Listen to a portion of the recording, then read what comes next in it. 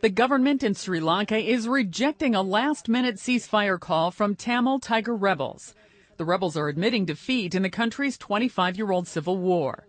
But the government says there's no reason to stop the battle. That's because they say thousands of civilians who were trapped in the war zone have already escaped to safety. We have cleared the whole area. Actually, the area where the people were residing, living under tentage, the whole area has been cleared. The army moved in and rescued all the civilians. The government says it has surrounded the remaining rebels in a tiny patch of land and is on the verge of routing them. But the fate of the Tamil Tigers' top commanders remains unclear. Meantime, Pope Benedict is calling on aid groups to get civilians the food and medicine they urgently need. He says he feels spiritually close to all Sri Lankans and is praying for peace and reconciliation. May the Christians of the Holy Land, in cooperation with their Jewish and Muslim neighbors and all people of goodwill, work in harmony to build a future of justice and peace in those lands. The Tamil Tigers once controlled much of the north and have been fighting since 1983 for a separate state. The rebels are responsible for hundreds of suicide attacks and have been branded terrorists by the U.S., EU, and India. To date, the war has claimed more than 70,000 lives. Sandy Kozel, The Associated Press. Spoke with Charulata Hogg, a research fellow and Sri Lankan expert at Chatham House. I started by asking her what her worst fears were for the coming days, with thousands of civilians still trapped by the fighting. Well, it essentially depends on the modus operandi of the LTTE. You know, pushed to the corner at the last minute, they may engage in a sort of virtual carnage of the civilians. On the other hand, you know, sort of just so buoyant by their success, the military might decide to actually take it out on the civilians as well. We're talking about a massacre either way then, are you? We're talking about a bloodbath, which the UN has already referred to. So it's going to be a nasty and bloody end. And let's not forget that these civilians have been without food or water for a very long time. The last deliveries, ICRC deliveries, went on May 9th. So it's a long time. So it's a starved population. It's a population which has been shelled repeatedly. They're wounded, they're sick, they're injured, they're children. So we're talking about a very desperate and deplorable situation. We're talking here about the immediate end, but is this the end of the LTTE? Absolutely not. You know, as has been proved throughout the last phase of this conflict, every time there's been a military success, it's been followed by some sort of a suicide attack or a bombing, either in eastern Sri Lanka or even in capital Colombo. There are enough underground LTTE cadre within Sri Lanka. The LTTE has not lost its striking potential completely, and there is a huge diaspora support for the LTTE. Are there any political solutions, any blueprints for political solutions, any sort of devolution on the horizon?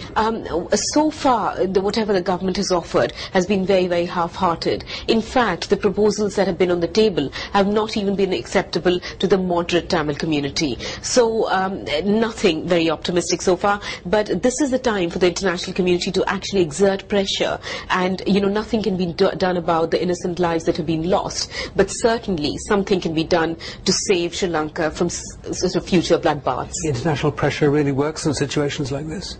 It could do. You know, let's not forget that Sri Lanka, its economy is in dire straits because of it has been a war economy. It is waiting for an IMF bailout. Otherwise, it has foreign reserves just to last a month. So the international community has leverages of donor aid, of financial aid, of military support, of ideological support. You know, no country can live in isolation. So in that sense, there are things that the international community can do. Charulata Hogg there on the future for Sri Lanka.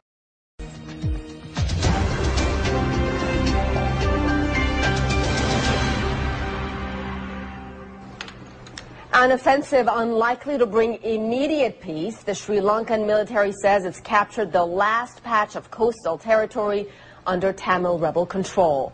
These are the images of two army divisions that advanced from the north and south. There it is, right there, in a rapid push to squeeze out the Tamils. The leader of the Tamil Tigers is believed to be in the conflict zone, but other sources say he may have escaped. UNICEF spokesman James Elder has been updating us about the dire conditions in northern Sri Lanka.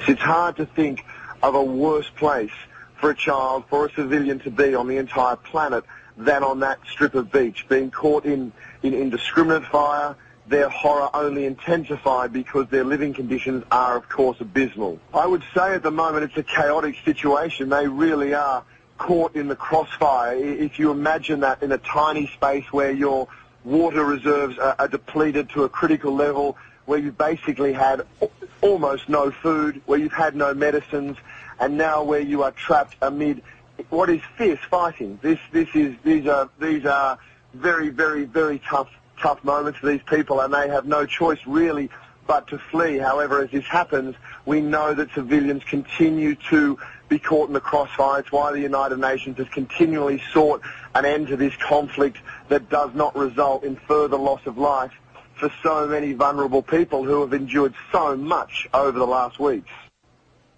The Sri Lankan government has barred journalists from entering the war zone. Even humanitarian organizations like Red Cross have been forced to flee. Nick Pathmanathan was expelled from the country last week. The journalist filed this piece from Bangkok on Friday using amateur video, as well as video from official sources shot from within the country.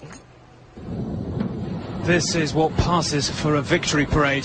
The Sri Lankan army now deep inside the no-fire zone. This shipwreck, a key Tamil Tiger position, and all this was enemy territory just a week ago. It's still a little volatile,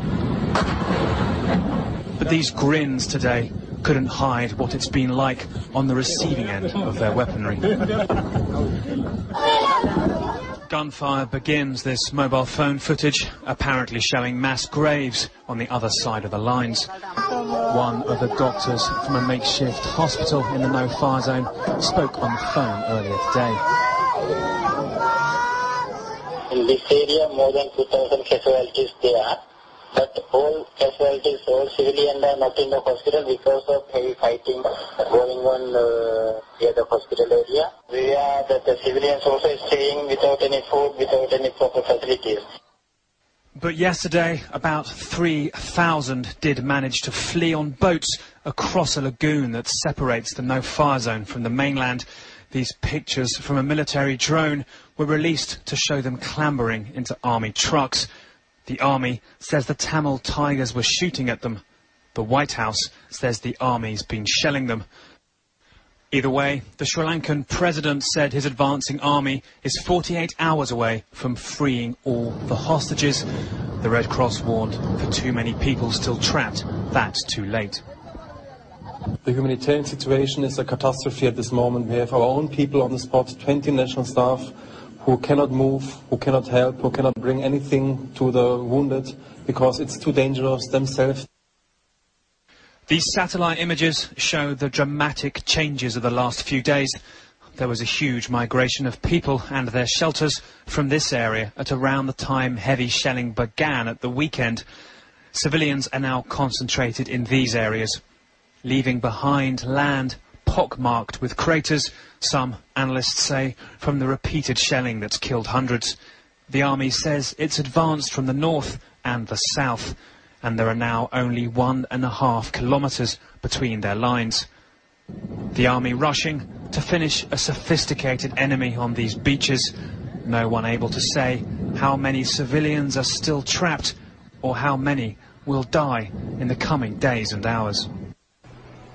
As Nick reported, it's hard to predict future casualties, but the United Nations is talking about past figures, and the numbers are staggering. It says 7,000 ethnic Tamil civilians were killed in less than 4 months, and health officials say an additional 1,000 people have died just this past week. Those deaths exceed this year's casualty totals for the conflicts in Iraq, Afghanistan, Pakistan, and Gaza combined, just to give you some perspective there.